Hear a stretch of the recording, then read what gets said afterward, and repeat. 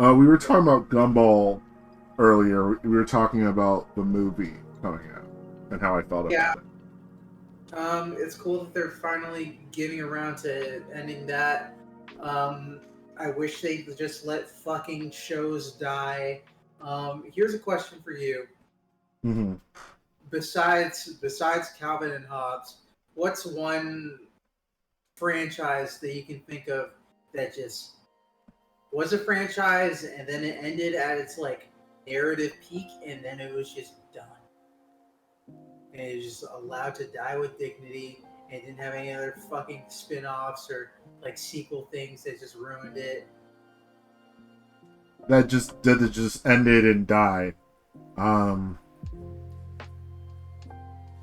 Like if SpongeBob ended at the movie and that was just fun. Yeah. I remember in theaters thinking that was the ending to SpongeBob. Ended with dignity. I guess technically House did. But I guess you want me to name like a cartoon? You could say shit. Yeah, I liked how House ended, and I thought it ended in a very like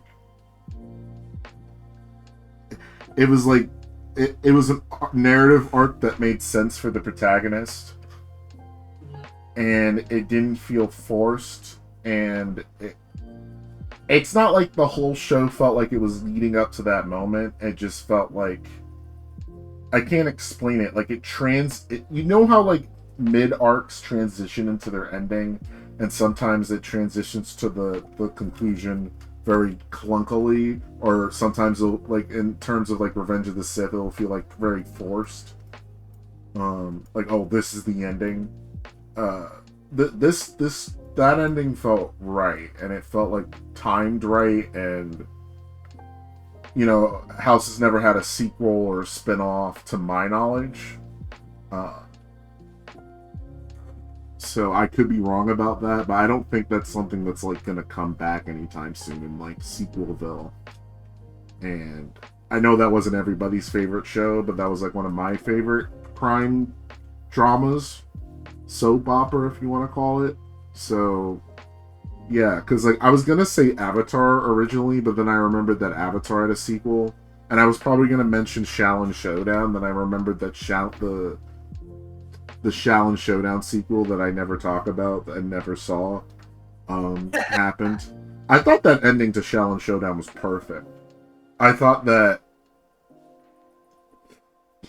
I don't know. I just thought like as a kid, I just thought like wow. Like I don't remember the beginning and the mid to Shaolin Showdown that well, but I remember that ending stuck with me. I was just like, wow, that is very poignant. What a way to subvert all expectations. Because you know how like so many shows today, like Game of Thrones or something, will be like, whoa, you didn't expect this person to really save the day, right? Huh? Like whereas with that one, it was a surprise. I didn't see it coming, but I was like, yeah, that makes more sense actually. He's the protagonist instead of the actual protagonist. Spoilers for Shaolin Showdown. Raymundo, instead of Omi, the titular icon of the show and protagonist, honestly, for a good chunk of the show, Raymundo was like a side character. He was just comedic relief, I think. That's like Sokka killing the Fire Lord at the end of Avatar.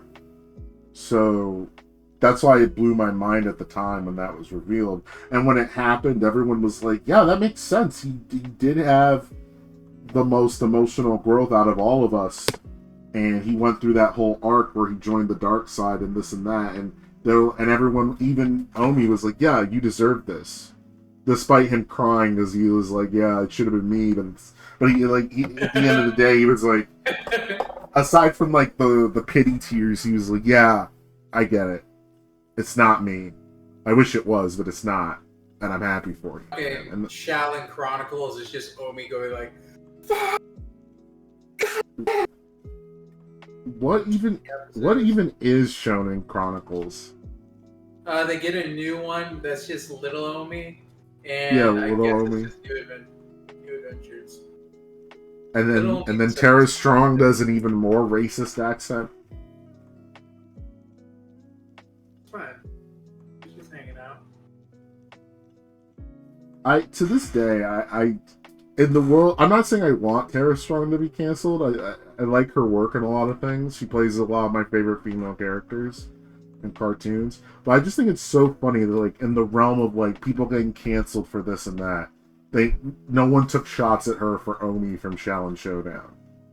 I don't think anyone fucking cared about Omi from Shaolin Showdown. You think it was nostalgia blinding people from that? A I mean, it's not bit. as bad as the Chop Sock and Chooks. That's pretty bad.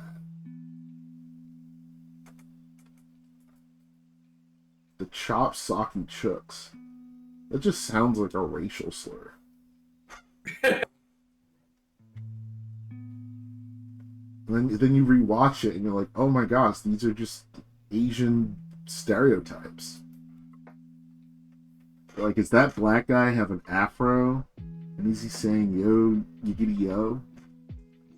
Damn right he is. All it was missing was Will Smith as the talking fish. That's all it was missing. Chooks would come back to tell us to get the vaccine.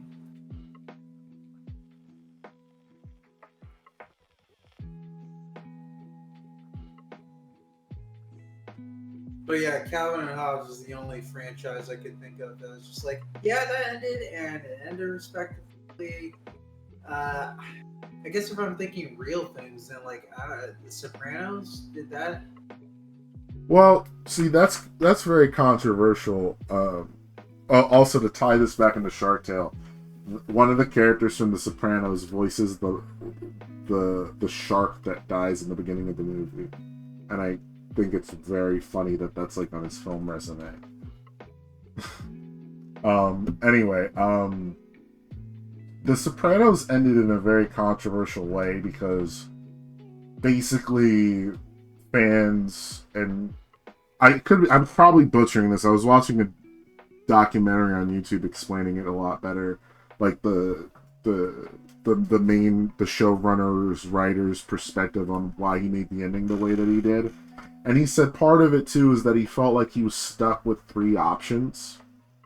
Like either A, Tony goes to jail, B, Tony gets killed, or C, Tony gets away with everything. And he said that C can't happen because if Tony gets away with anything, then the viewer doesn't learn anything from the story. And the character doesn't have an arc because he'll just remain a stationary character. And then he said, I can't send him to jail because that's what everyone expects. And they're like, I could kill him, but I don't want to kill this character. I like him too much. And if I was to kill him, I'd want to do it the right way, or whatever. And basically a bunch of fans were like, I want to see him dead. I want to see him dead. It's like you laughed and you cried with this character. You've empathized. You've compartmentalized every bad thing he's ever done on the show and said, well, fuck it. You know, I'd probably do the same thing if I was him. And now you're all clamoring for him to just die at the end. Fuck you guys. And that's why the show kind of cuts to black and you don't know what happens to him. It was because a lot of people think, oh, we did that on purpose for this like open-ended discussion on like, did he die, what happened, this and that. And it wasn't. It was like a very impulsive decision. He was just kind of like, fuck you guys, and turned off the TV. And that's how we're supposed to perceive it, as like a middle finger to the audience for clamoring and sending fan letters for this protagonist's death when you've been rooting. Basically, the whole point of The Sopranos was to teach you not to romanticize anti-heroes and not to romanticize violent criminals and stuff the way that we do in media. Not to romanticize these kind of people. And it kind of backfired in a way because Tony got so romanticized and everyone wanted to be with him and everyone empathized with him. So yeah, when people were like, yeah, he should die, the guy was like, what the fuck, guys? Like, one second you love him and you forgive him for every fucking fucked up thing he's did, the adultery, the murder, the this and the that, every despicable thing he's done on the show. You guys give him a pass because he's A, the protagonist, and B, because you identify him. And now you're saying, oh, he should die because that's how it should end, right? So cultural, like, to me, I found the ending satisfying. Culturally, you know, it was divisive, so I wouldn't compare that to Calvin and Hobbes. I guess that's the point I'm trying to make. I see. Like a perfect ending to a show. I'm having trouble because my brain is blocking out shows that it's because I'll go to a show that I like and I'm like, oh wait, that has a sequel technically. Would you say Teen Titans counts? Teen Titans Go, no, doesn't count. No, not Teen Titans Go, just Teen Titans, because technically that's its own enclosed narrative. No, right? No, it's still got Teen Titans Go. That's a spin-off with the same designs. Even if it's okay, all right, never mind. Because I thought the ending to the OG Teen Titans was very poignant, and I feel like not a lot of people talk about it. If we count that, then we can count fucking. If we wouldn't count that, then we wouldn't count the fucking kindergarten show spin-off of Attack on Titan. Oh shit, you're right. and fucking Naruto's Rock Lee's Springtime. Okay, but Rock Lee's Ninja Pals is great.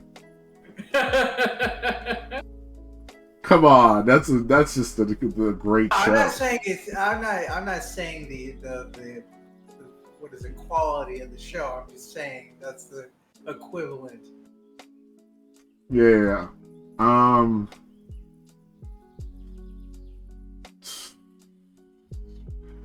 Okay, if we were to pretend that Hunter x Hunter wasn't ongoing, would you say that ending, the one with the anime ending where Gon and his father on the highest peak on the earth? Or would you say no because it doesn't count because it's ongoing? No, I'd say it doesn't count because it's ongoing. Okay, but this is a hard thing to propose. Is like how many things ended? Like not even Sherlock Holmes ended technically. It had that like ending where he fell off the waterfall, and then everyone was like, "Bring it back," and then it came back. Like what? Well, yeah, that's what I'm saying. Like there's probably a point in Sherlock Holmes where he fucked Moriarty and beat him, and it was like, this is a good like Sherlock Holmes has defeated his foe. But then they just made like 20 other ones because it's Sherlock Holmes. So like made reboots and that was like one of the I watched a video explaining that was one of the first not only fandoms in literature, but it was one of the few. It was one of the first reboots too. Well, not reboots. Reboots. When it's like when the author like brings the character back from the dead for one more thing, because of fan pressure or whatever. But yeah, I guess it's hard to explain. Like, oh my gosh, I'm trying to think of. Okay, what's in my room right now? Okay, Naruto didn't end. I'm literally looking at posters right now. Yu-Gi-Oh does not count. Okay. Yeah, no, absolutely. Oh fuck. Okay. Oh, why is that box blocking all my manga? There's a box in front of it. I can't really tell. Parasite ended. it's hard. It's hard to tell where it's like, okay, does one story, like, does a fucking short story just count as a... Yeah, it was short. Okay, okay, wait. Oh no, Harry Potter had prequels. Shit. Star Wars is obviously out, because that lore is ever expanding. Like a satisfying ending where you're like, you close the book and you're like, yeah, I feel good about this. where Doug finally stuck his finger in Patty Mayonnaise. When Doug finally kissed Patty Mayonnaise, you're right. The ending to Doug's first movie was very satisfying. You're pretty cool, Doug. That's it. And then me and Patty danced all night all night long. And honestly, I wish that moment would have lasted forever. And then it rolls credits. I'm having trouble with thinking of this. Fuck. This is a hard question, August. Why'd you give me such a hard question? Do you have another one? Like another fucking example of one that ended? No. Sam said Popeye. Sam? Yeah. I don't really... I mean, like, I suppose. I don't remember how Popeye ended. I watched bits of it. I don't remember. Did it have an arc, Popeye? Doesn't he just eat the spinach, get the girl, and that's it?